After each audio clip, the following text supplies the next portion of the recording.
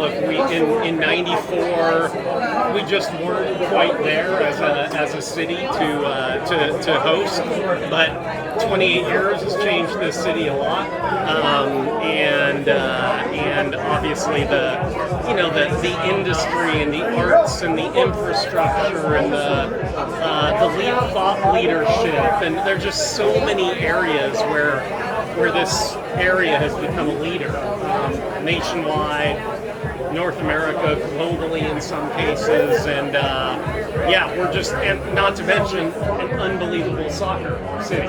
And so I think all of that together, again, in retrospect, probably made this a no-brainer, but it definitely didn't feel like a no-brainer at 2:14 today when I was watching on TV. I mean, really, there was no indicator. I mean, I know you guys are already kind of setting this up, but no indicator. No indicator. And if this hadn't turned into a happy party, I think that the city was going to take it over and reprogram it and do something. We're not sure what. I wouldn't have been here.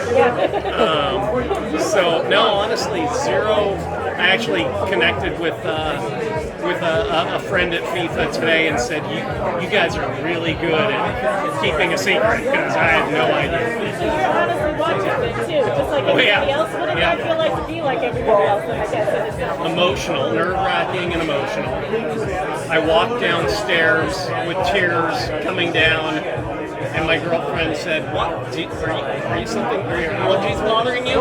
Like, no, like 20 years of working towards this, oh, I'm emotional. So no, it was, because look, I'll be 60 when the World Cup comes. I'll have a son who's 10. It's just a huge. It was such.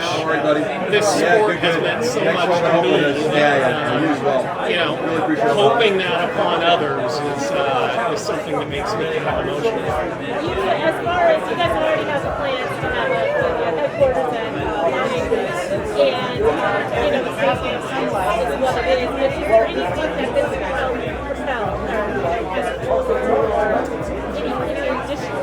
Yeah, I think, one of the things that we talk about a lot organizationally is the legacy that's left behind. Of our RAVE Foundation and our 26 by 26 pledge. We're hopeful that maybe we can blow by that and build more fields in communities that are a little less accessible to fields for kids, to hand out tens of thousands of soccer balls to kids, to do great programming, to work with communities to provide programming in those community centers, play fields. And that is, in my opinion, that is the best thing we can do, is leave an emotional legacy and a physical legacy through those fields. You had mentioned before, like the gun violence and stuff like that too. How do you kind of work to make sure that you get that further, that humanitarian side, that doesn't get lost? I mean, you hear more good things about Qatar, right now, and some of the issues that are going on there, and you hear that about a lot of different events. How do you, in those efforts, how do you make sure that? Well, look, we've talked about this. This isn't just me. This is an organization. We talk about these issues, and we have a limited amount of resources and energy, and we try to pick things that we think we can make a difference on, and look, the more the sport grows, the Sounders grow, well, Rain grows. It's more resources to devote towards making our community a better place, and that is really, what we're about. We want to win games. We want to try not to run a stupid business, but we really want to leave this community a better place. So we'll continue to do whatever we can to make that so. Well, I think there's going to be some dancing here pretty soon, some music. But beyond that, meetings in New York next week with FIFA to begin to understand what the next steps are. Timelines. There are a lot of moving pieces, as you might imagine, to the biggest event on the planet. So thankfully, we've got 4 years to prepare for it. When you say meetings next weekend, are you now? Because I know you have the C26 committee. So are you now like taking more of a head leadership role, or like when you have those meetings, who is it that goes to those types of things? Well, we'll have some of our staff, some of our sounder staff, but really the operational muscle in our organization. And I think honestly, it's a learning process for us. We need to know what roles we need to fill and what sort of people to fill those with, and where the heavy lifting is going to come and in what time sequence. And so, I just don't know exactly. I am not going to New York, but I will continue to be very involved in this. And it shifts from a host committee to a organizing committee for the event. So we will. There's an entity, I believe, that's already been set up, and so there is a whole separate set of financing and financial documents and people that are going to be devoted to running the event.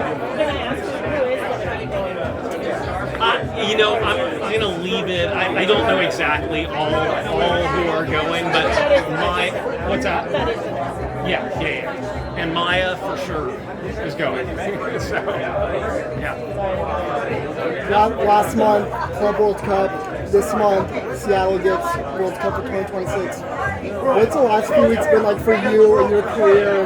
Does this even feel real for you and everything that you've gone through to get to this point? Well, I mean, again, I guess I go back to 20 years ago. I never in a million years would I have imagined, running a soccer team first of all. I dreamed of playing, having a team in MLS, but, didn't know we'd be able to pull it off. The kind of winning we've done, winning championships, CCL final, World Cup, like all of this, I kind of have to pinch myself occasionally to make sure it's real. Knowing our business, there's always something bad that's going to happen at some point here. It's just the nature of the beast. But for now, we're going to enjoy this moment, this evening, and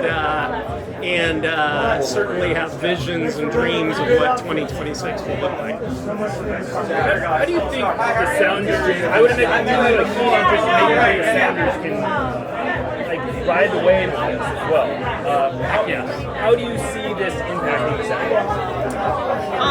I'm not sure yet, Jeremiah. The World Cup brings new fans to the game. It brings new investment to the game. We were going to build a new training facility anyway, but it allows us to maybe take a step back and pause and try to understand how this World Cup hosting might impact what we're doing there. Again, I talked about legacy, like building, coming out the other end of this with more people having had having an emotional legacy attached to the most important sporting event on the planet, and a physical legacy, which, just in one small part, are the Raid Foundation fields that we want to build all over the state. 26 at a minimum, hopefully many more. Again, just to come out the other end of this with more people in the game, more fans, and more people feeling connected, and that will have ancillary benefits to the Sounders. So there isn't, as I stand here today, there's I can't articulate, how many more people we want in our database, or how many more sponsors we want, or will there be more media outlets covering the game. But you know, rising tides lift all boats, and we anticipate,